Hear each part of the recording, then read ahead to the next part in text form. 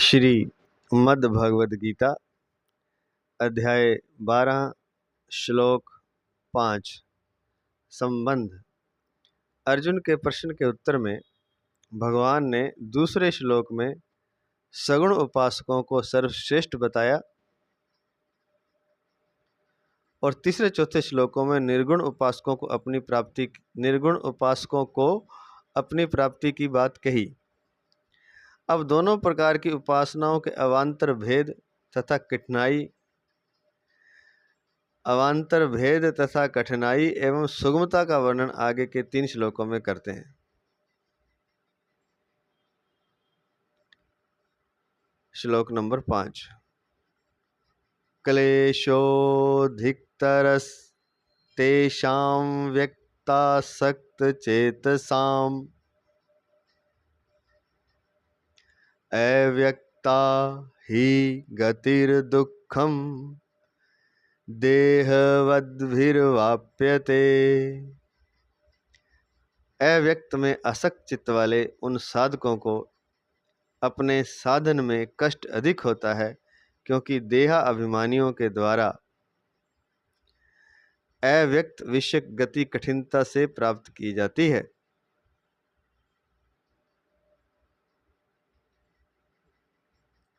व्याख्या करने जा रहे हैं। प्रातः स्मरणीय, प्रातः वंदनीय, परम आदरणीय, परम श्रद्धेय, परम पूज्य भगवत तत्व प्रेम तत्व प्राप्त महापुरुष पूज्य महाराज श्री स्वामी राम सुखदास जी महाराज जी के अलौकिक पावन चरणों में अनंत दंडवत नमन करते हुए महाराज जी के आशीर्वाद से उनके ग्रंथ साधक संजीवनी से व्याख्या करने जा रहे हैं। व्याख्या। क्लेशोऽधिकतरस्तेषां व्यक्तासक्तचेतसाम्। अव्यक्त में आसक्त चित्त वाले इस विशेषण से यहाँ उन साधकों की बात कही गई है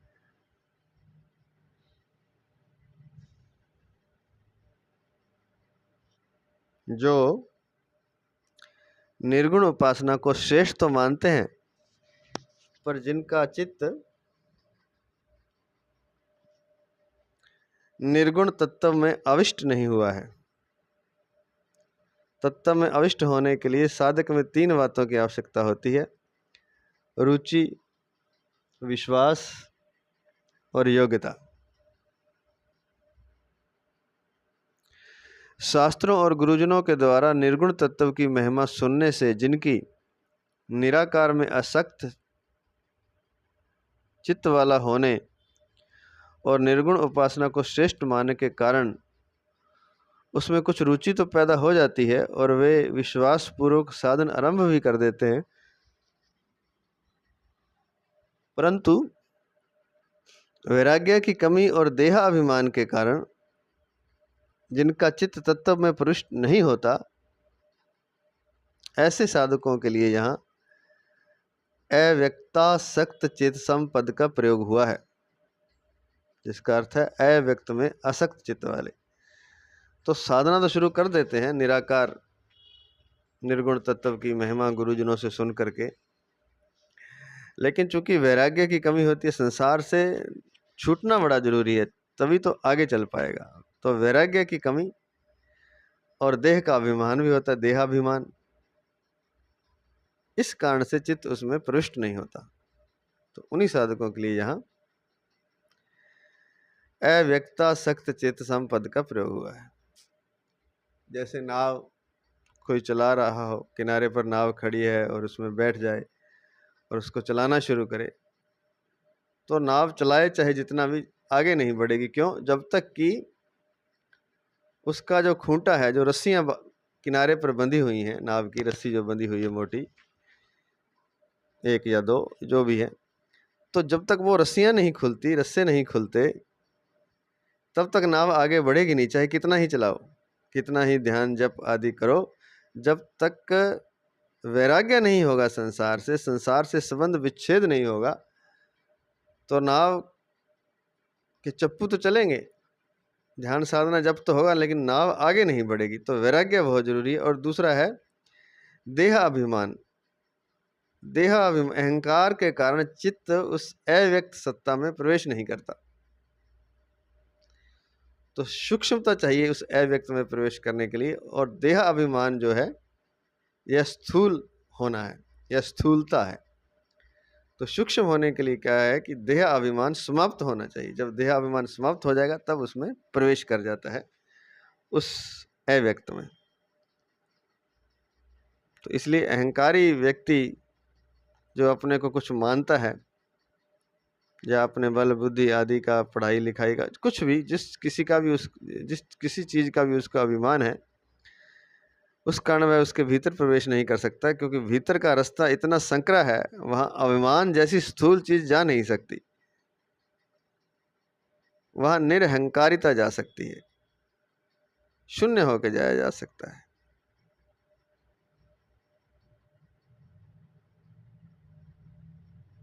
और संसार से वैराग्य की कमी भी होती है।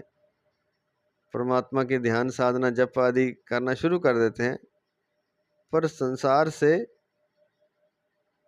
वैराग्य नहीं होता, तो वैराग्य भी बहुत जरूरी है। भगवान ने छठे अध्याय के 27वें 28वें श्लोकों में बताया है कि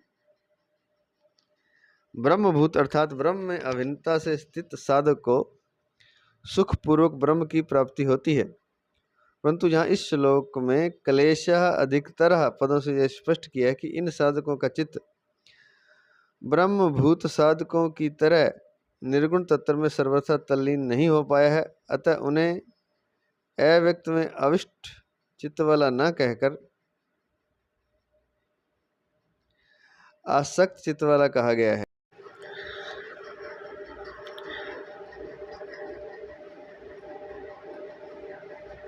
तो परंतु यहाँ इस श्लोक में क्लेशः अधिकतर पदों से यह स्पष्ट किया है कि इन साधकों का चित्त ब्रह्मभूत साधकों की तरह निर्गुण तत्व में सर्वथा तल्लीन नहीं हो पाया है। अतः इन्हें अव्यक्त में आविष्ट चित्त वाला न कहकर आसक्त चित्त वाला कहा गया है। अर्थात आविष्ट नहीं है, उसमें तल्लीन नहीं है, आसक्त हैं, खिंचे हुए हैं उस तरफ, लेकिन तल्लीन नहीं है। तो अव्यक्त में उन्हें आविष्ट चित्त वाला न कहकर आसक्त चित्त वाला कहा गया है। तात्पर्य यह है कि इन साधकों की आसक्ति तो देह में होती है, पर अव्यक्त की महिमा सुनकर वे निर्गुणोपासना को ही श्रेष्ठ मानकर उसमें आसक्त हो जाते हैं, अर्थात खिंच जाते हैं। जबकि आसक्ति देह में ही हुआ करती है, अव्यक्त में नहीं। जबकि आसक्ति देह में ही हुआ करती है, अव्यक्त में नहीं। अव्यक्त में आसक्ति नहीं हो सकती, अव्यक्त में तो तल्लीनता हो सकती, अविष्ट हो सकता है, जहाँ तक हमें समझ में आया है। तो अव्यक्त की महिमा सुनकर वे निर्गुणोपासना को श्रेष्ठ मानकर आसक्त हो जाते हैं, पर आसक्ति से काम बनता नहीं, क्योंकि आसक्ति तो देह में हो सकती है, हुआ करती है, अव्यक्त में नहीं। 13वें अध्याय के 5वें श्लोक में अव्यक्तम पद प्रकृति के अर्थ में आया है, और तथा और भी कई जगह वह प्रकृति के लिए ही प्रयुक्त हुआ है। परंतु यहाँ अव्यक्तासक्त चेत साम पद में अव्यक्त का अर्थ प्रकृति नहीं, प्रत्युत निर्गुण निराकार ब्रह्म है। कारण यह है कि इसी अध्याय के पहले श्लोक में अर्जुन ने त्वाम पद से सगुण साकार स्वरूप के और अव्यक्तम पद से निर्गुण निराकार स्वरूप के विषय में ही प्रश्न किया है। उपासना का विषय भी परमात्मा ही है, न कि प्रकृति, क्योंकि प्रकृति और प्रकृति का कार्य तो त्याज्य है। इसलिए उसी प्रश्न के उत्तर में भगवान ने अव्यक्त पद का व्यक्त रूप के विपरीत, अव्यक्त पद का अर्थात व्यक्त रूप के विपरीत निर्गुण निराकार स्वरूप के अर्थ में ही प्रयोग किया है। अतः यहाँ प्रकृति का प्रसंग न होने के कारण अव्यक्त पद का अर्थ प्रकृति नहीं लिया जा सकता। 9वें अध्याय के चौथे श्लोक में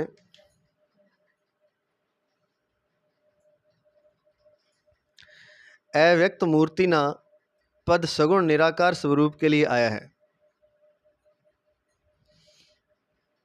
ऐसी दशा में यह प्रश्न हो सकता है कि यहाँ भी अव्यक्तासक्त चेतसाम पद का अर्थ सगुण निराकार में आसक्त चित्त वाले पुरुष ही क्यों न ले लिया जाए, परंतु ऐसा अर्थ भी नहीं लिया जा सकता, क्योंकि इसी अध्याय के पहले श्लोक में अर्जुन के प्रश्न में तवाम पद सगुण साकार के लिए और अव्यक्तम पद के साथ अक्षरम पद निर्गुण निराकार के लिए आया है। ब्रह्म क्या है? अर्जुन के इस प्रश्न के उत्तर में 8वें अध्याय के तीसरे श्लोक में भगवान बता चुके हैं कि परम अक्षर ब्रह्म है, अर्थात वहां भी अक्षरम पद निर्गुण निराकार के लिए ही आया है। इसलिए अर्जुन ने अव्यक्तम अक्षरम पदों से जिस निर्गुण ब्रह्म के विषय में प्रश्न किया था, उसी के उत्तर में यहाँ अक्षर विशेषण होने से अव्यक्त पद से निर्गुण निराकार ब्रह्म ही लेना चाहिए, सगुण निराकार नहीं। क्लेशोधिकतरः पद का भाव यह है कि जिन साधकों का चित्त निर्गुण तत्व में तल्लीन नहीं होता, ऐसे निर्गुण उपासकों को देहाभिमान के कारण अपनी साधना में विशेष कष्ट अर्थात कठिनाई होती है। इसको स्टार लिख के दिया है, तो जो लंबा है वो बाद में करते हैं। गौण रूप से इस पद का भाव यह है कि साधक की प्रारंभिक अवस्था से लेकर अंतिम अवस्था तक के सभी निर्गुण उपासकों को सगुण उपासकों से अधिक कठिनाई होती है। तो ये बात है। अब जो ये कहते हैं कि ऐसे जैसे क्लेशोधिकतर पद का भाव यह है कि जिन साधकों का चित्त निर्गुण तत्व में तल्लीन नहीं होता, ऐसे निर्गुण उपासकों को देहाभिमान के कारण अपनी साधना में विशेष कष्ट अर्थात कठिनाई होती है। तो मतलब ये है कि जिनका निर्गुण तत्व में मन डूबता नहीं है, लीन नहीं होता, तल्लीन नहीं होता, उन साधकों को देह के अभिमान के कारण, अहंकार के कारण, देहाभिमान के कारण बड़ी कठिनाई होती है। तो इसको स्टार लिख के नीचे दिया है। साधक मुख्यतः दो प्रकार के होते हैं। एक तो वे साधक हैं जो सत्संग, श्रवण और शास्त्र अध्ययन के फलस्वरूप साधन में प्रवृत्त होते हैं, इनको अपने साधन में अधिक क्लेश होता है। दूसरे वे साधक हैं जिनकी साधन में स्वाभाविक रुचि तथा संसार से स्वाभाविक वैराग्य होता है, इनको अपने साधन में कम क्लेश होता है। यहाँ यह शंका हो सकती है कि साधक दो ही प्रकार के क्यों होते हैं। इसका समाधान यह है कि गीता में योग भ्रष्ट पुरुष की गति के वर्णन में भगवान ने दो ही गतियों का वर्णन किया है। तो दो तरह के साधक हैं। एक तो जन्मजात ही समझ लीजिए कि उनको संसार से कोई रुचि नहीं होती, संसार से वैराग्य होता है, और परमात्मा में अर्थात साधन में उनकी स्वाभाविक रुचि होती है, इनको कोई क्लेश नहीं होता, अर्थात कम क्लेश होता है। एक जो होते हैं कि सत्संग सुन लिया, किसी अच्छे गुरुजनों का श्रवण किया, परमात्मा के बारे में शास्त्रों का अध्ययन किया, तो उनको परमात्मा में रुचि होती है, तो फिर वो साधना में प्रवृत्त होते हैं, अर्थात साधना में लगते हैं। ऐसे जो साधक हैं उनको बड़ा क्लेश होता है साधना में, क्योंकि मन उनका संसार की तरफ खींचा होता है, पूरा वैराग्य तो हुआ नहीं होता, तो उनको साधना में क्लेश होता है। तो कहते हैं कि दो ही क्यों बताए हैं, क्योंकि दो का ही भगवान ने गीता में योग भ्रष्ट पुरुष की गति के वर्णन में भगवान ने दो ही गतियों का वर्णन किया है। नंबर 1, कुछ योग भ्रष्ट पुरुष पुण्य लोकों में जाते हैं और वहाँ भोग कर लौटने पर शुद्ध आचरण वाले श्रीमानों के घर में जन्म लेते हैं और पुनः साधन रत होकर परमात्मा को प्राप्त होते हैं। गीता 6 अध्याय का 41वां, 44वां और 45वां श्लोक ये हम कर चुके हैं। नंबर 2, कुछ योग भ्रष्ट पुरुष सीधे ज्ञानवान योगियों के ही कुल में जन्म लेते हैं और फिर साधन करके परमात्मा को प्राप्त होते हैं। ऐसे कुल में जन्म होना दुर्लभतर है। गीता 6 अध्याय का 42वां 43वां श्लोक। तो ये बात, इसलिए दो ही प्रकार है। अब आती है विशेष बात। अब सगुण उपासना की सुगमताओं और निर्गुण उपासना की कठिनताओं का विवेचन किया जाता है। सगुण उपासना की सुगमताएं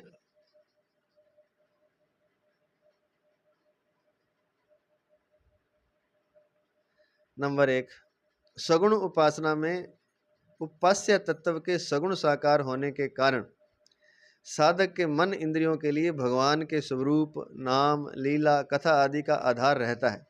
भगवान के प्राण होने से उनके मन इंद्रियां भगवान के स्वरूप एवं लीलाओं के चिंतन, कथा श्रवण, भगवत सेवा और पूजन में अपेक्षाकृत सरलता से लग जाते हैं।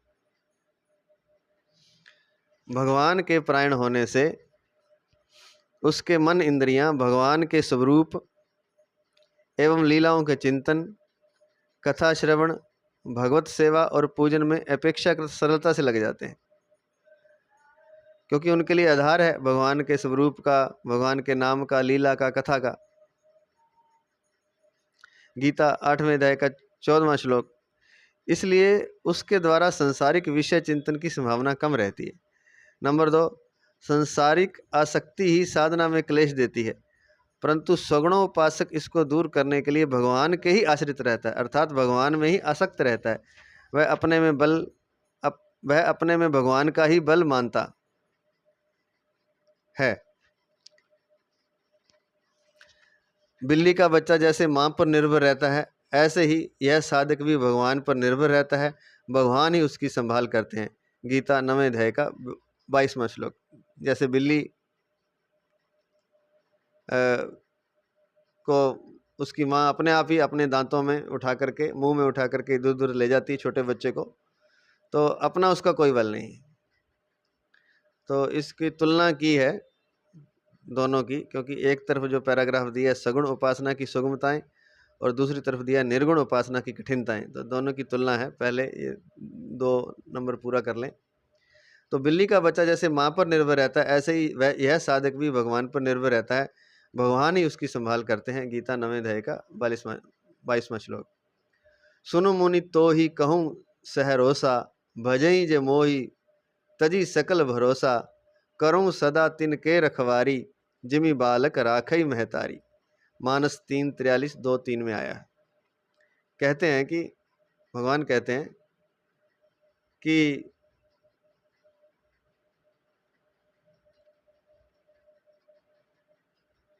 हे मुनि सुनो,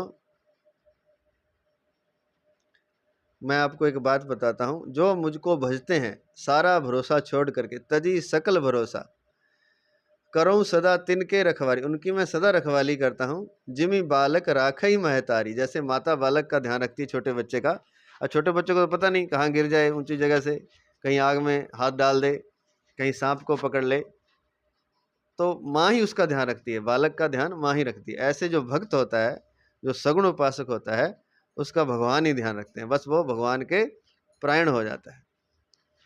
तो ये तो हो गए सगुण के 2। अब निर्गुण की 2 बातें हैं। नंबर 1, निर्गुण उपासना में उपास्य तत्व के निर्गुण निराकार होने के कारण साधक के मन इंद्रियों के लिए कोई आधार नहीं रहता। आधार ना होने से तथा वैराग्य की कमी के कारण इंद्रियों के द्वारा विषय चिंतन की अधिक संभावना रहती है, क्योंकि कोई आधार ही नहीं है, शून्य परमात्मा, निराकार परमात्मा, निर्गुण परमात्मा। तो वैराग्य की अगर आधार भी नहीं है और वैराग्य की कमी हो, तो इंद्रियों के द्वारा परमात्मा का चिंतन नहीं होगा, फिर विषयों का ही चिंतन होता है, अर्थात विषय चिंतन की अधिक संभावना रहती है। और नंबर 2, देह में जितनी अधिक आसक्ति होती है, साधन में उतना ही अधिक कालेश मालूम देता है। निर्गुणोपासक उसे विवेक के द्वारा हटाने की चेष्टा करता है। विवेक का आश्रय लेकर साधन करते हुए वह अपने ही साधन बल को महत्व देता है। उसमें तो भगवान के बल को महत्व देता है, इसमें अपने ही साधन बल को महत्व देता है। बंदरी का छोटा बच्चा जैसे अपने बल पर निर्भर होने से अपनी माँ को पकड़े रहता है और अपनी पकड़ से ही अपनी रक्षा मानता है।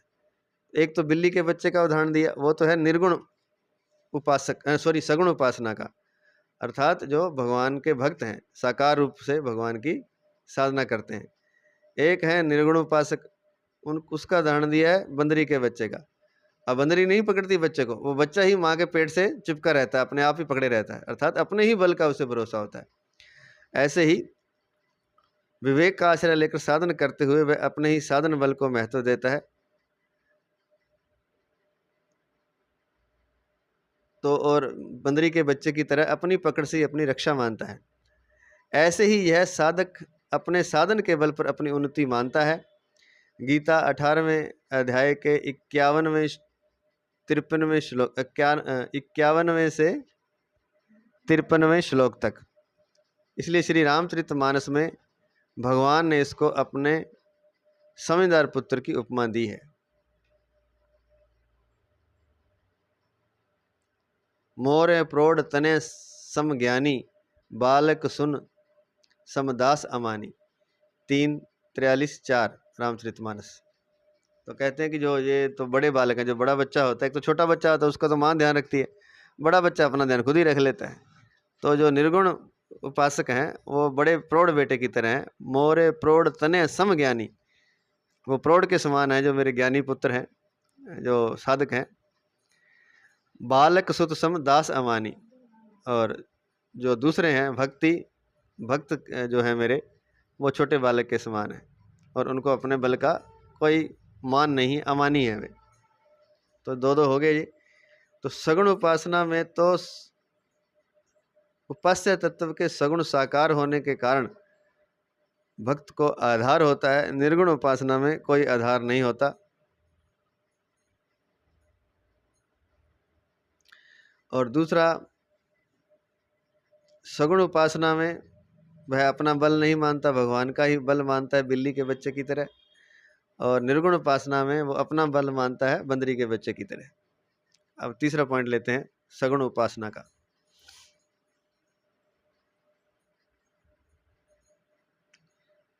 तो जो दूसरा पॉइंट था सगुण उपासना का, सुन मुनि तो ही कहूँ सहरोसा, भजी जे मोहि तजी सकल भरोसा, करूँ सदा तिनके रखवारी, जिमी बालक राखई महतारी।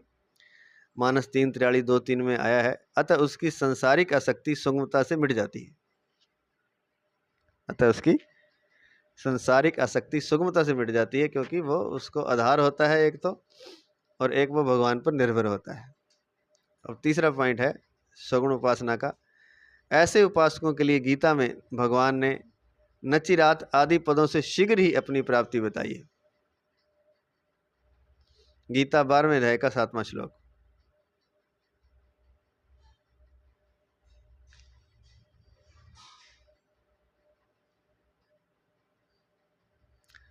और निर्गुण उपासना का 3 नंबर पॉइंट है, ज्ञान योगियों के द्वारा लक्ष्य प्राप्ति के प्रसंग में चौथे अध्याय के 39वें श्लोक में अचिरेण पद तत्व ज्ञान के अनंतर शक्ति की प्राप्ति के लिए आया है, न कि तत्व ज्ञान की प्राप्ति के लिए।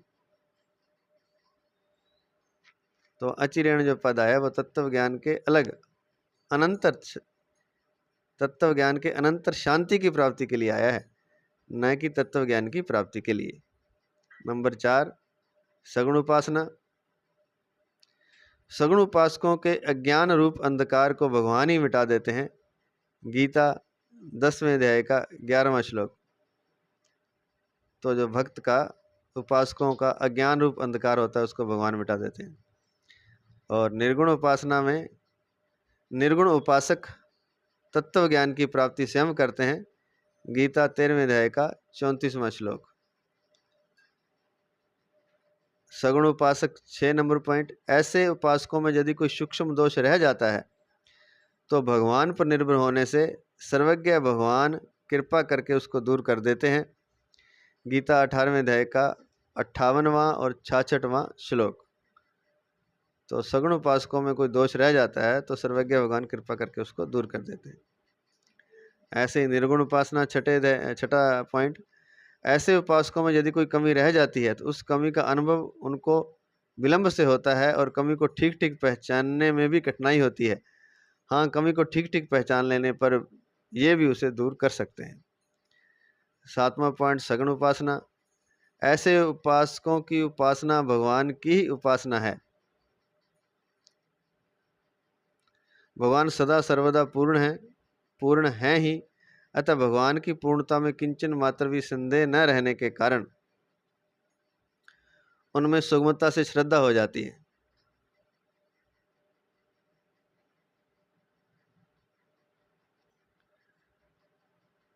अतः भगवान की पूर्णता में किंचन मात्र भी संदेह न रहने के कारण उनमें सुगमता से श्रद्धा हो जाती है। श्रद्धा होने से वे नित्य निरंतर भगवत प्रायण हो जाते हैं। अतः भगवान ही उन उपासकों को बुद्धि योग प्रदान करते हैं जिससे उन्हें भगवत प्राप्ति हो जाती है। गीता 10वें अध्याय का 10वां श्लोक। अब निर्गुण उपासना 7 नंबर पॉइंट।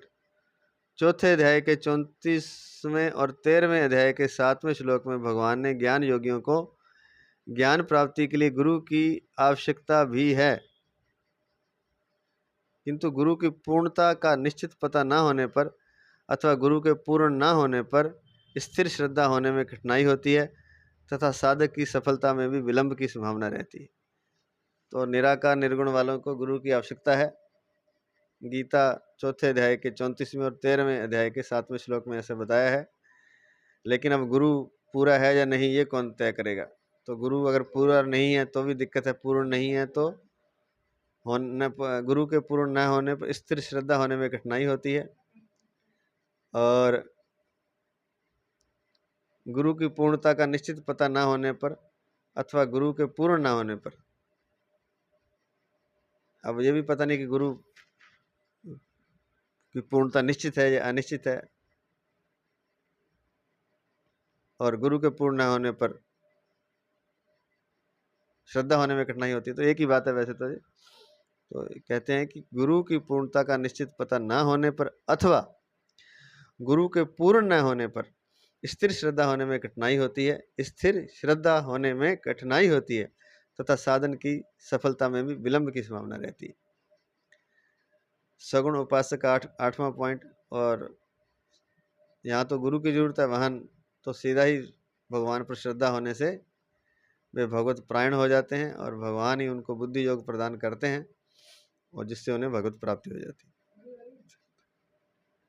अगला पॉइंट है 8वां सगुण उपासना का। ऐसे उपासक भगवान को परम कृपालु मानते हैं, अतः उनकी कृपा के आश्रय से वे सब कठिनाइयों को पार कर जाते हैं। यही कारण है कि उनका साधन सुगम हो जाता है और भगवत कृपा के बल से वे शीघ्र ही भगवत प्राप्ति कर लेते हैं। गीता 18वें अध्याय के 56वें 58वें श्लोक तक।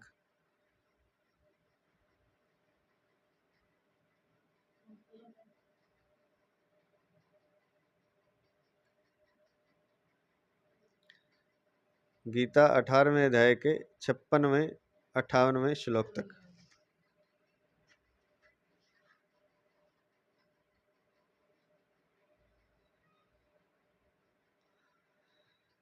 तो भगवत कृपा के बल से वे शीघ्र ही भगवत प्राप्ति कर लेते हैं। अब ये 8वां पॉइंट जो है निर्गुण उपासना का। ऐसे उपासक उपास्य तत्व को निर्गुण निराकार और उदासीन मानते हैं, अतः उन्हें भगवान की कृपा का वैसा अनुभव नहीं होता। वे तत्व प्राप्ति में आने वाले विघ्नों को अपनी साधना के बल पर ही दूर करने में कठिनाई का अनुभव करते हैं। फलस्वरूप तत्व की प्राप्ति में भी उन्हें विलंब हो सकता है। अब पुनः सगुण उपासना का 9वां पॉइंट। पुनः सगुण उपासना और उसका 9वां पॉइंट। मनुष्य में कर्म करने का अभ्यास तो रहता ही है। गीता 3रे अध्याय का 5वां श्लोक। इसलिए भक्त को अपने कर्म भगवान के प्रति करने में केवल भाव ही बदलना पड़ता है, कर्म तो वे ही रहते हैं। अतः भगवान के लिए कर्म करने से भक्त कर्म बंधन से सुगमता पूर्वक मुक्त हो जाता है। तो कर्म तो वो करता ही है, कर्म का अभ्यास भी होता है मनुष्य को, लेकिन भाव बदलना है। पहले तो वो संसार के लिए कर्म करता है, अब कर्म तो संसार के लिए, लेकिन वो मानता परमात्मा के लिए, भाव बदल लेता है। अतः भगवान के लिए कर्म करने से भक्त कर्म बंधन से सुगमता पूर्वक मुक्त हो जाता है।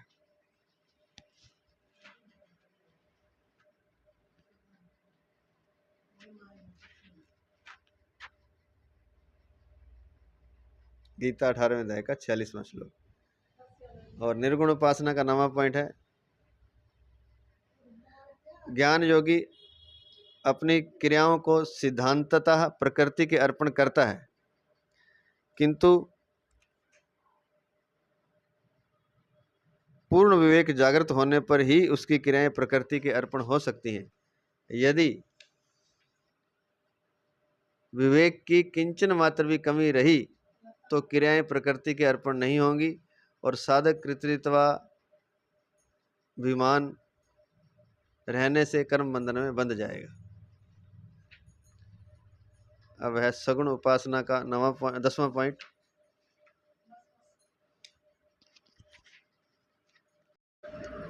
सगुण उपासना का 10वां पॉइंट की सुगमताएं। सगुण उपासना की सुगमताएं जो पॉइंट है मेन, उसका हेडिंग है, उसका 10वां पॉइंट।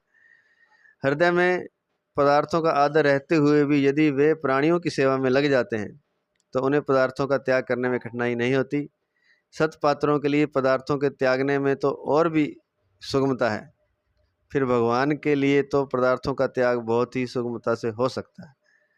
और इधर निर्गुण उपासना की कठिनाइयों में है 10वां पॉइंट, जब तक साधक के चित्त में पदार्थों का किंचन मात्र भी आदर तथा अपने कहलाने वाले शरीर और नाम में अहंता ममता है, तब तक उसके लिए पदार्थों को माया में समझकर उनका त्याग करना कठिन होता है।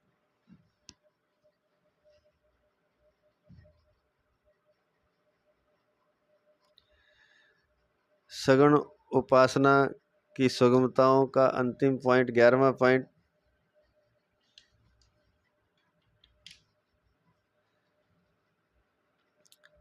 इस साधन में विवेक और वैराग्य की उतनी आवश्यकता नहीं है जितनी प्रेम और विश्वास की है।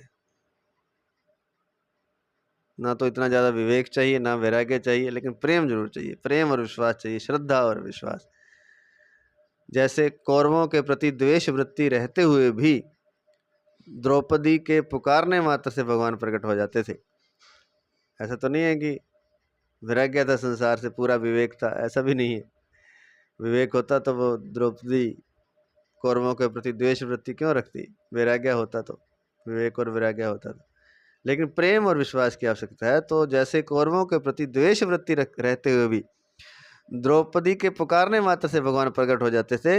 नंबर 1 लिख के दिया है, यह बात उन भक्तों के लिए है जिनके स्मरण मात्र से भगवान प्रकट हो जाते हैं, सर्वसाधारण के लिए नहीं है।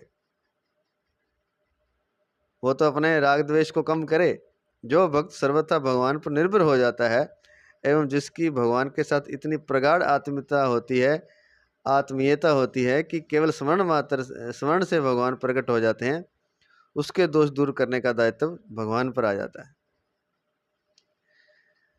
तो द्रौपदी के पुकारने मात्र से भगवान प्रकट हो जाते थे, क्योंकि वह भगवान को अपना मानती थी।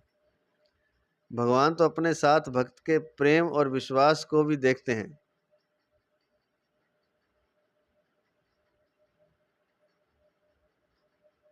भगवान तो अपने साथ भक्त के प्रेम और विश्वास को भी देखते हैं, उसके दोषों को नहीं। भगवान तो अपने साथ भक्त के प्रेम और विश्वास को ही देखते हैं, उसके दोषों को नहीं। भगवान के साथ अपनापन का संबंध जोड़ना उतना कठिन नहीं, क्योंकि भगवान की ओर से अपनापन स्वतः सिद्ध है। भगवान की ओर से संबंध है ही, हमें ही जोड़ना है, हमें मानना है, बस जुड़ा हुआ तो है ही। तो ये उतना कठिन नहीं है जितना कि पात्र बनना कठिन है। लेकिन परमात्मा प्राप्ति के लिए पात्र बनना बड़ा कठिन है। और निर्गुण उपासना की कठिनताएं में 11वां पॉइंट,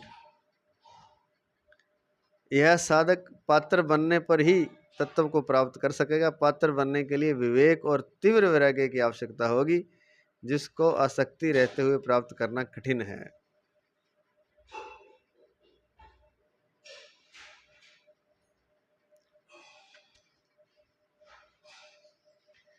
तो ये तो होगी सगुण उपासना की सुगमताएं और निर्गुण उपासना की कठिनताएं।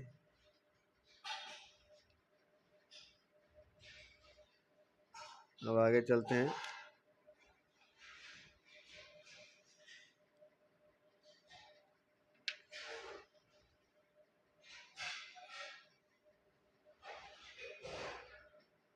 अव्यक्ता ही गतिर्दुःखम देहवद्भिर्वाप्यते।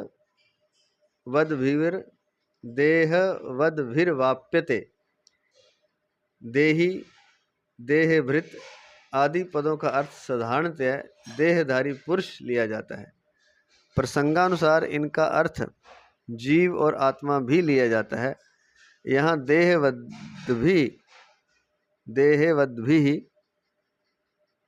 उसको 2 लिख के दिया है नीचे। पद का अर्थ देहाभिमानी मनुष्य लेना चाहिए, क्योंकि निर्गुण उपासकों के लिए इसी श्लोक के पूर्वार्ध में अव्यक्तासक्त चेतसाम पद आया है, जिससे यह प्रतीत होता है कि वे निर्गुण उपासना को श्रेष्ठ तो मानते हैं, परंतु उनका चित्त देहाभिमान के कारण निर्गुण तत्व में अविष्ट नहीं हुआ है।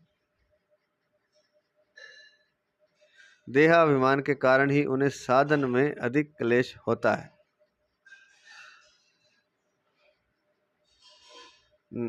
तो इसको ये देहवद भी दो लिख के आया है। यहाँ देह शब्द में भूम निंदा प्रशंसासु नित्य योगे तिशायने संसर्गे अस्ति विविक्षायाम भवंती मतुबादया। इस कारिका के अनुसार संसर्ग अर्थ में तद यासत्य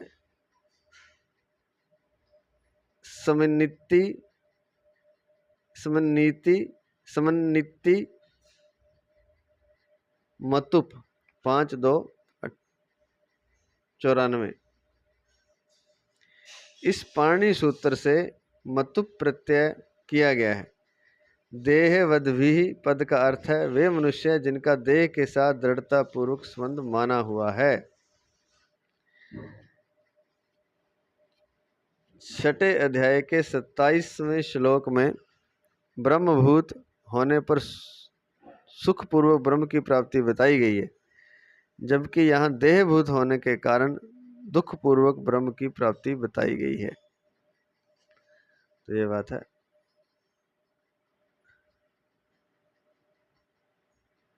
आगे चलते हैं। निर्गुण उपासना में देहाभिमान ही मुख्य बाधा है। देहाभिमानिनी सर्वे दोषा प्रादुर्भवन्ति। इस बाधा की ओर ध्यान दिलाने के लिए ही भगवान ने देहवद्भि पद दिया है।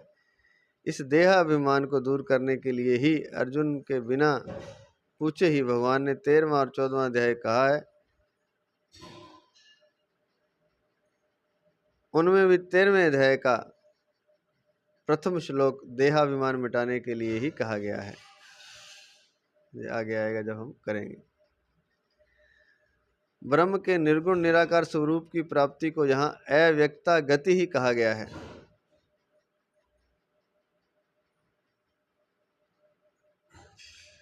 साधारण मनुष्यों की स्थिति व्यक्त अर्थात देह में होती है, इसलिए उन्हें अव्यक्त में स्थित होने में कठिनाई का अनुभव होता है। यदि साधक अपने को देह वाला ना माने तो उसकी अव्यक्त में सुगमता और शीघ्रता पूर्वक स्थिति हो सकती है। अब आता है परिशिष्ट भाव। निर्गुणोपासना में जो देह सहित है वह उपासक जीव है।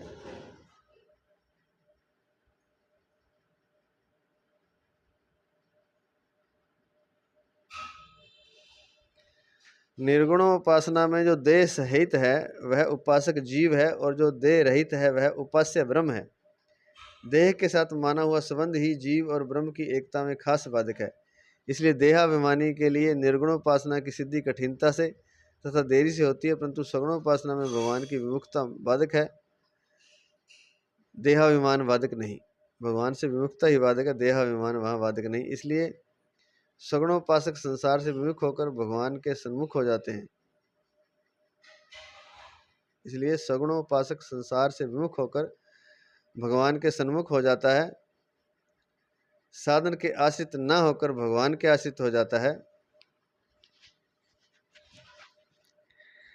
इसलिए सगुणोपासक संसार से विमुख होकर भगवान के सम्मुख हो जाता है, साधन के आश्रित न होकर भगवान के आश्रित हो जाता है। अतः भगवान कृपा करके उनका शीघ्र ही उद्धार कर देते हैं।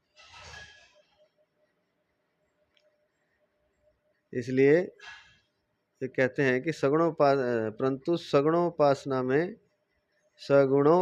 में भगवान की विमुखता बाधक है, देहाभिमान बाधक नहीं। तो सगुण जो उपासना है उसमें भगवान से विमुख नहीं होना चाहिए, भगवान के सम्मुख होना चाहिए। देहाभिमान चाहे है, वैराग्य चाहे कम है तो भी चलेगा, देहाभिमान भी थोड़ा बहुत चलेगा। और वैराग्य कम है वो भी चलेगा, लेकिन भगवान से सुमुखता होनी चाहिए, अर्थात भगवान की विमुखता नहीं होनी चाहिए, भगवान से विमुखता नहीं होना चाहिए, अर्थात भगवान से प्रेम होना चाहिए, कहने का तात्पर्य।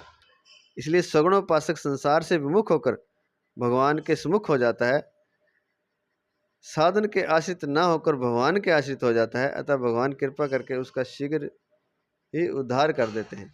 गीता 12वें अध्याय का 7वां और 8वें अध्याय का 14वां श्लोक। यह सगुणोपासना की विलक्षणता है।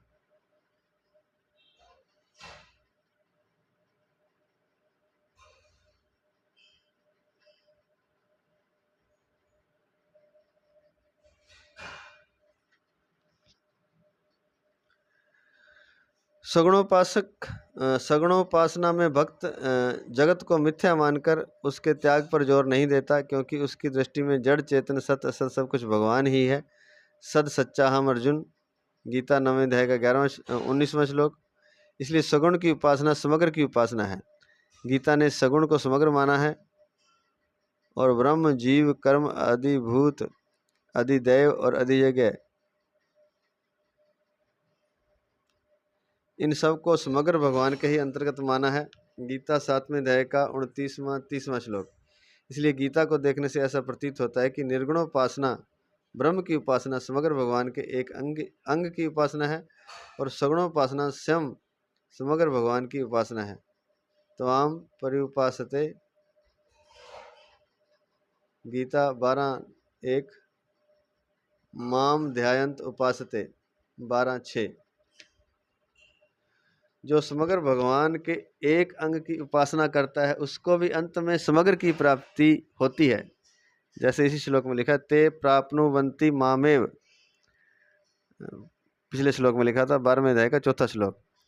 ततो माम तत्वतो ज्ञात्वा विशते तदंतरम, 18वें अध्याय का 55वां श्लोक। अतः जिसको निर्गुण अच्छा लगता है वह निर्गुण की उपासना करे, पर उसको निर्गुण का आग्रह रखकर सगुण का तिरस्कार नहीं करना चाहिए। सगुण का तिरस्कार निंदा खंडन करना निर्गुण उपासक के लिए बहुत घातक है, अर्थात उसकी साधना के सिद्ध होने में बहुत बाधक है। कारण कि अपरा प्रकृति भगवान की है, अतः उसकी निंदा होने से वह भगवान की निंदा होती है। गुणों का खंडन होने से गुणों की सत्ता आ जाती है जो बाधक होती है। दोबारा सुन लें, सगुण का तिरस्कार निंदा खंडन करना निर्गुणोपासना के लिए बहुत घातक है।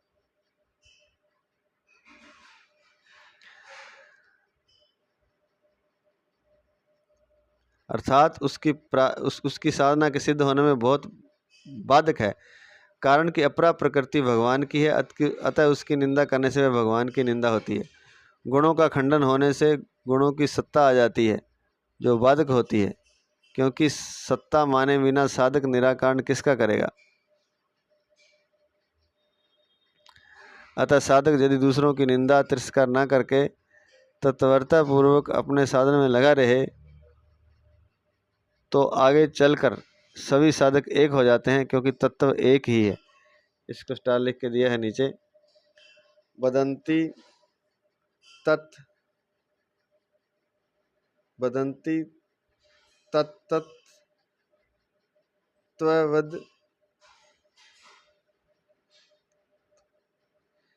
वदन्ति तत्त्वविदस्तत्त्वं वदन्ति तत्त्वविदस्तत्त्वं यज्ञानमद्वयं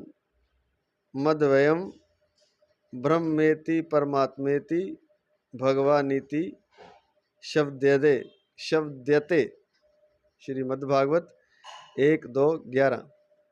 अर्थात तत्वज्ञ महापुरुष उस ज्ञान स्वरूप एवं अद्वितीय तत्व को ही ब्रह्म, परमात्मा और भगवान इन 3 नामों से कहते हैं।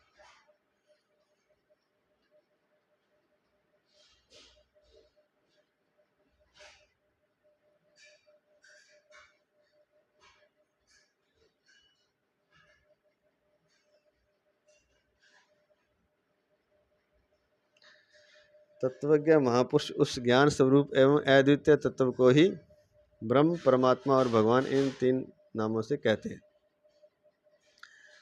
तो कहने का तात्पर्य यह है कि अतः साधक यदि दूसरे की निंदा तिरस्कार न करके तत्परता पूर्वक अपने साधन में लगा रहे तो आगे चलकर सभी साधक एक हो जाते हैं, क्योंकि तत्व एक ही है। सगुण की उपेक्षा करने से साधक मुक्त तो हो सकता है, पर मतभेद नहीं मिट सकता। परंतु सगुण की उपेक्षा न रहने से मतभेद भी नहीं रहता और साधक को समग्र की प्राप्ति हो जाती है। तो आज इतना ही। जय श्री कृष्ण, जय श्री कृष्ण, जय श्री कृष्ण। 5वां श्लोक हो गया, कल 6ठे श्लोक से 12वें अध्याय का 6ठा श्लोक कल। जय श्री कृष्ण, जय श्री कृष्ण, जय श्री कृष्ण।